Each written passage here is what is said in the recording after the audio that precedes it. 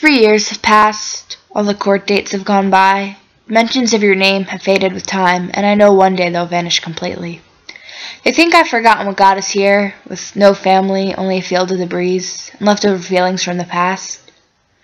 But sometimes, when darkness seeps in through the window, and I'm the only one in the world who's awake, I allow myself to think of you, even if only for a second.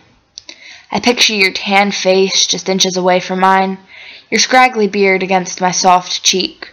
I remember how fragile and belittled I felt in front of your harsh gaze. And then I hear your voice, loud and clear. It starts off soft, but achingly, it grows. It grows and grows into a monster that only I've come to know. I shouldn't remember what you sound like, but I do. I remember it better than I know my own name, more clearly than I'll ever remember any poem or song. I want to forget it. I want to forget the way that I could practically feel the walls shake around me as you screamed at the top of your lungs. And when I was sure your voice could be no louder, when I was sure you were calming down, your volume only went up. It increased with the fear I felt when you entered a room that only you and I occupied, and when your breath was laced with the fresh scent of beer and whiskey. What you did became routine to me. I thought every father acted as you did, calling their children fat and picking out their flaws. I thought every dad took away their kids' happiness and replaced it with a bitter hole. I figured every father yelled at their children until they were no more than a shaking form, a mere mess of sobs and dry tears.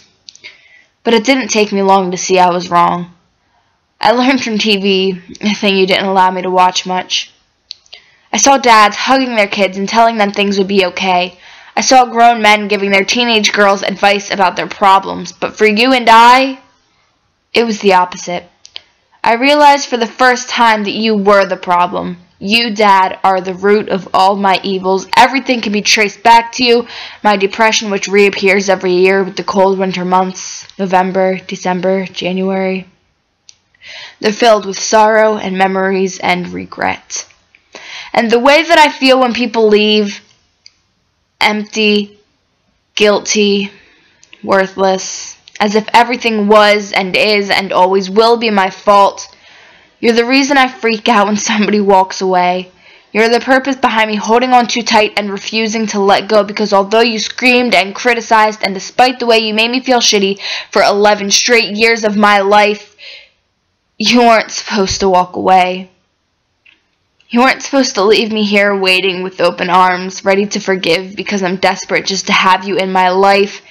It's ridiculous that you ran from me and let the fire burn behind you, denying that you lit the match. But it's all over now. 3 years have passed. All the court dates have gone by. The mentions of your name have faded with time, and I know one day they'll vanish completely. They think I've forgotten what got us here, with no family, only a field of debris and leftover feelings from years past. But what they don't know is that I can never forget what it felt like to have you as a father.